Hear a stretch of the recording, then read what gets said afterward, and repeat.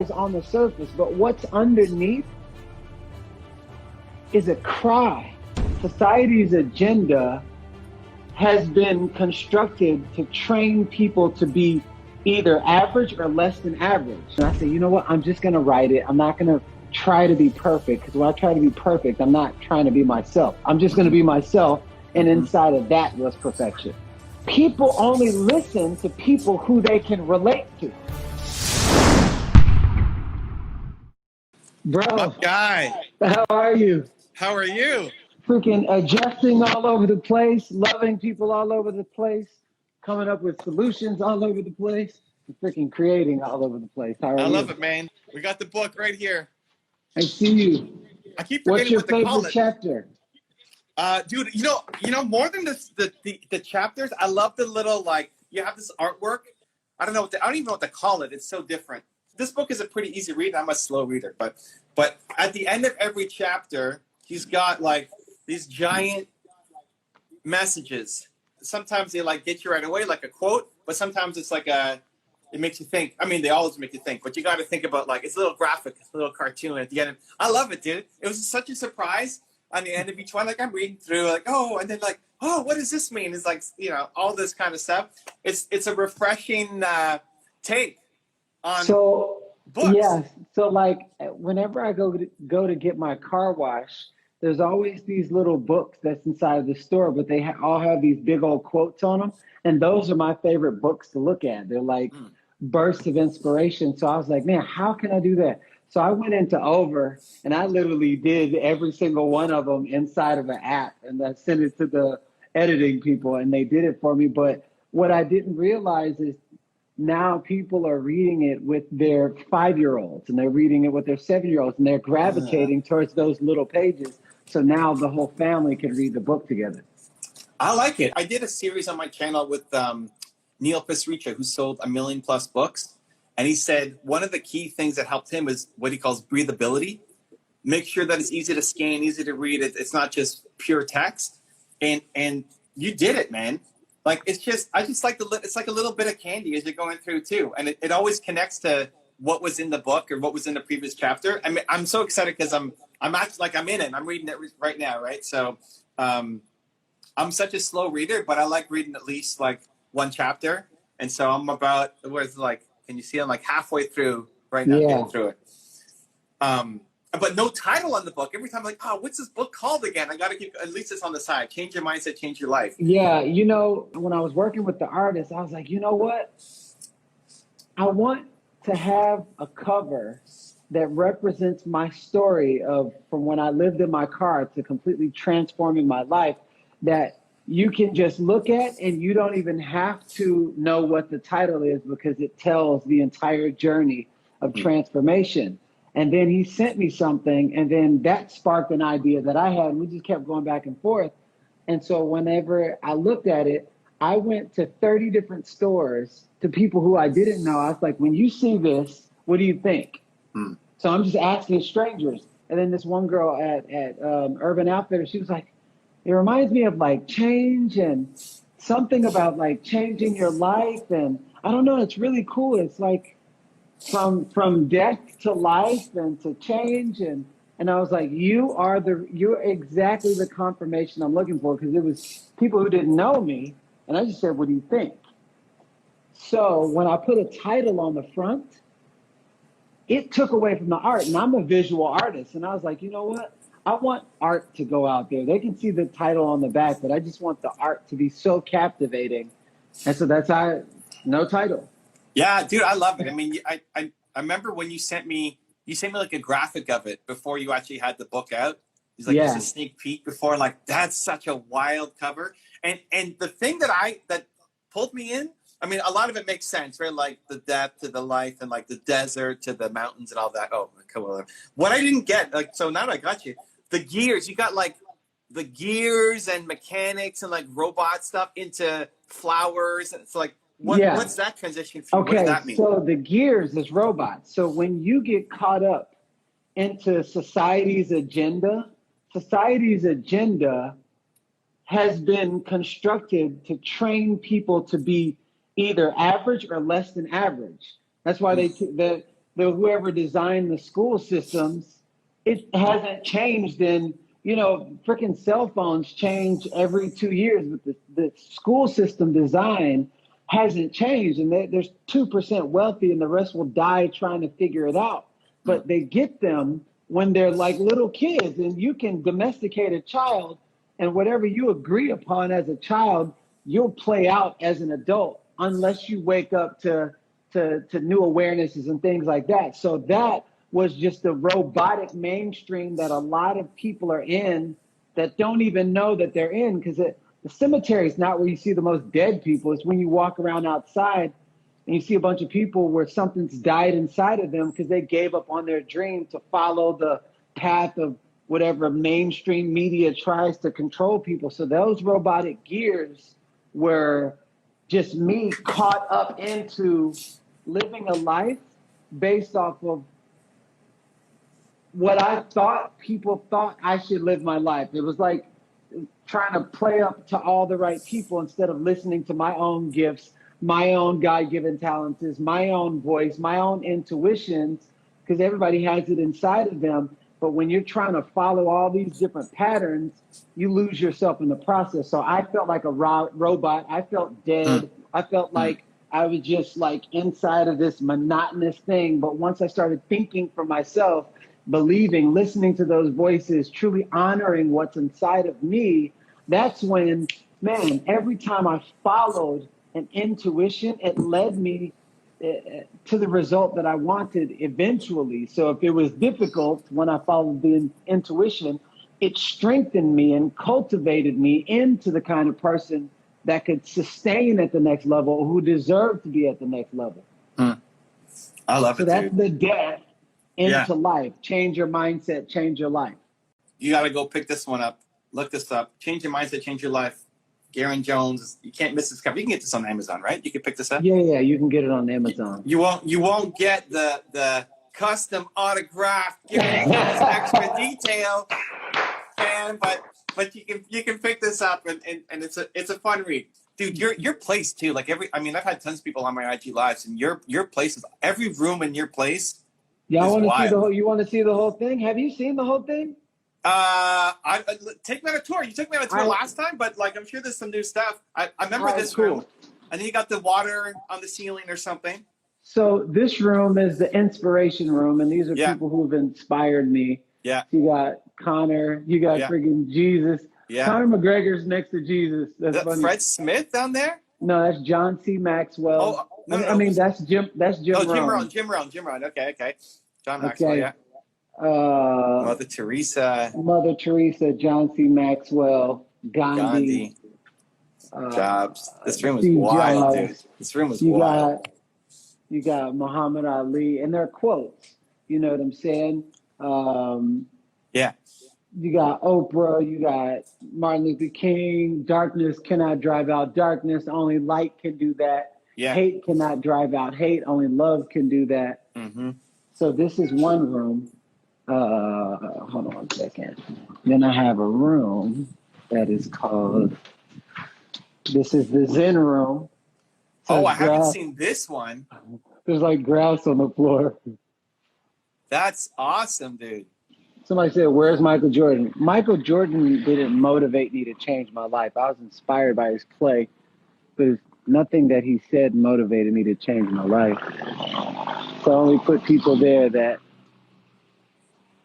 So this is outside in the backyard. Yeah. And we have, this is the affirmation room. So there's affirmations all over the wall. Huh. And so, I stand in love. I choose to stand in love no matter what is coming at me. So that's my wife's Peloton. And there's my bike right next to it. Nice. So all of that in there. And because we love taking baths, we got a huge freaking bathtub right there. Nice. And then, hold on 1 second. This is my favorite room. This is the sky room. So there's clouds and there's water. right there. And Yeah. there's Mocha Jesus. It's like a 3D version Yeah. all over the wall. And that's the view outside. And did you make these, or you're collaborating with an artist, or like what's the thought process? So basically, when I was homeless, living in my car, sleeping in an abandoned building, sleeping in my storage unit 8.5 years ago, I heard someone say, you shouldn't do a vision board, you should do a vision environment. Like, so you go to your house and then you put a picture of your dream house inside of your house.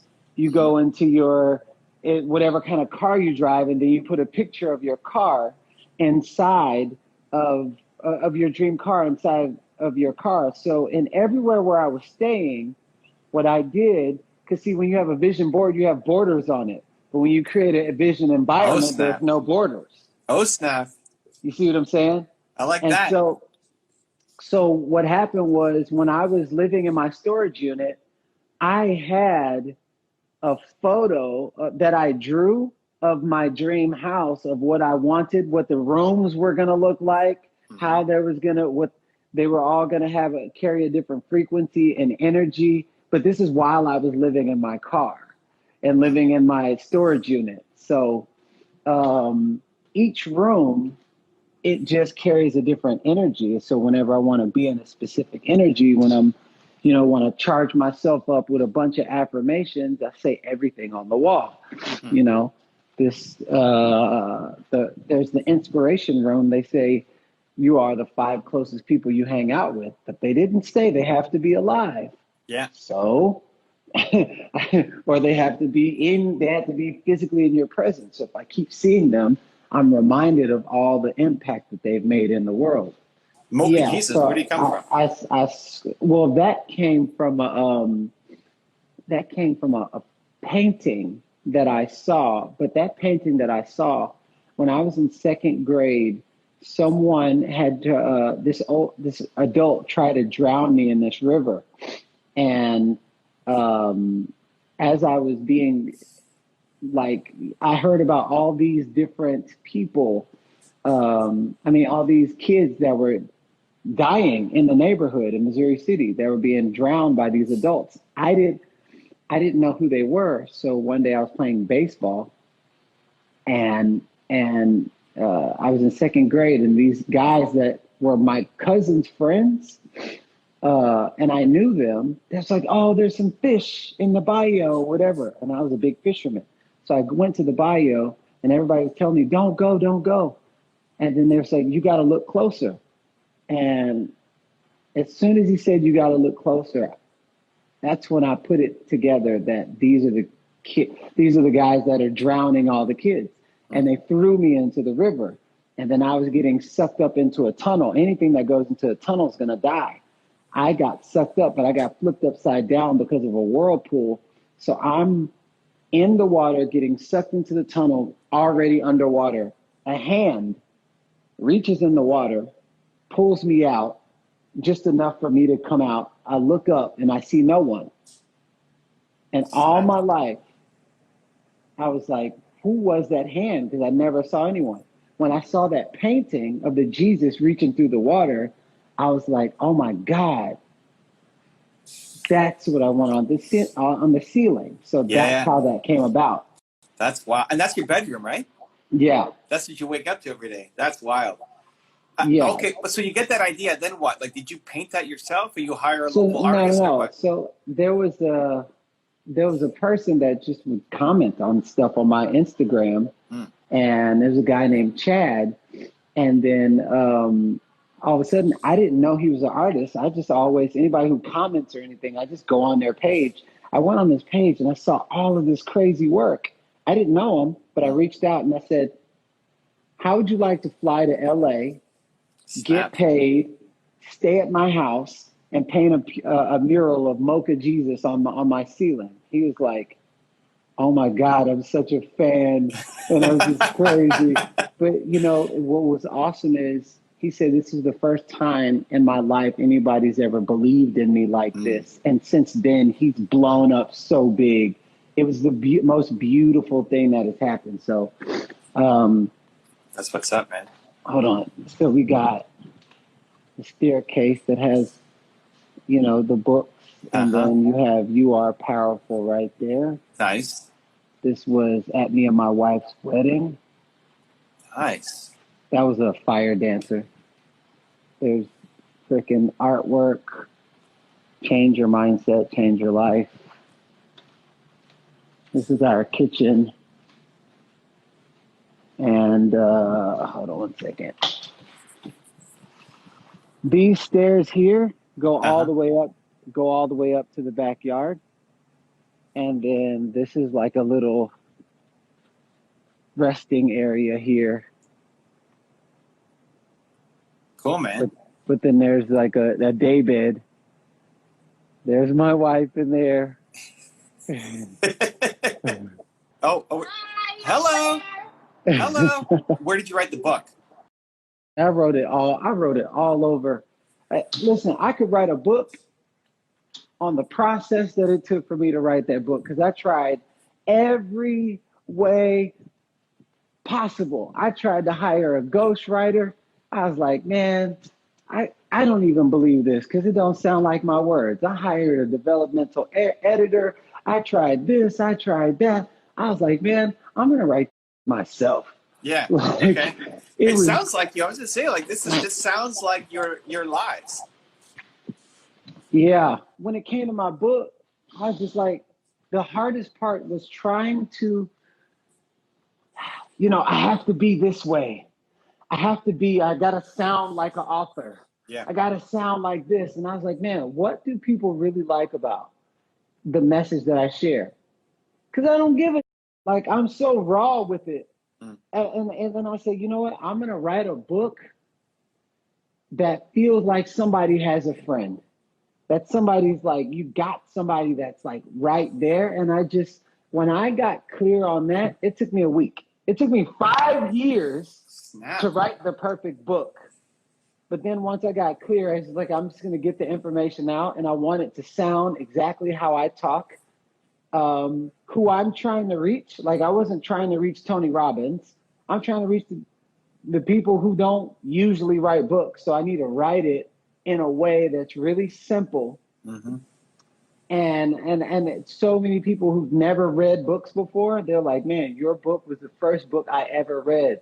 Thank you so much. And I'm like, you're the person who I was trying to reach. But if anybody else relates to it, that's what happens. But that whenever I just really buckled in, I said, you know what, I'm just going to write it. I'm not going to try to be perfect, because when I try to be perfect, I'm not trying to be myself. I'm just going to be myself.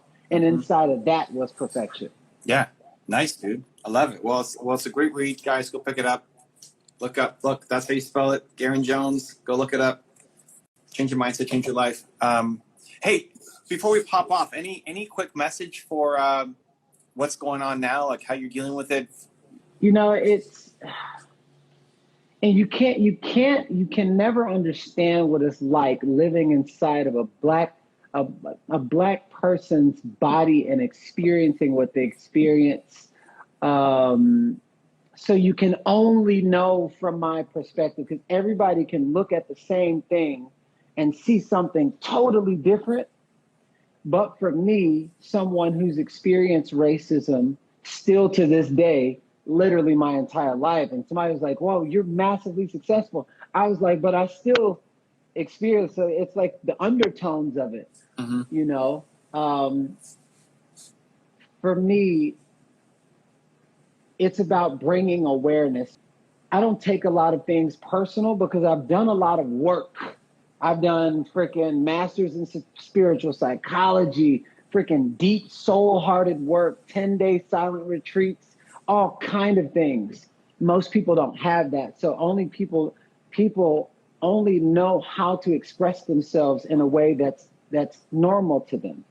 So when you take a society and then you suppress them for 400 years and then say you're free, there's actually not freedom in that if they don't have a concept of freedom.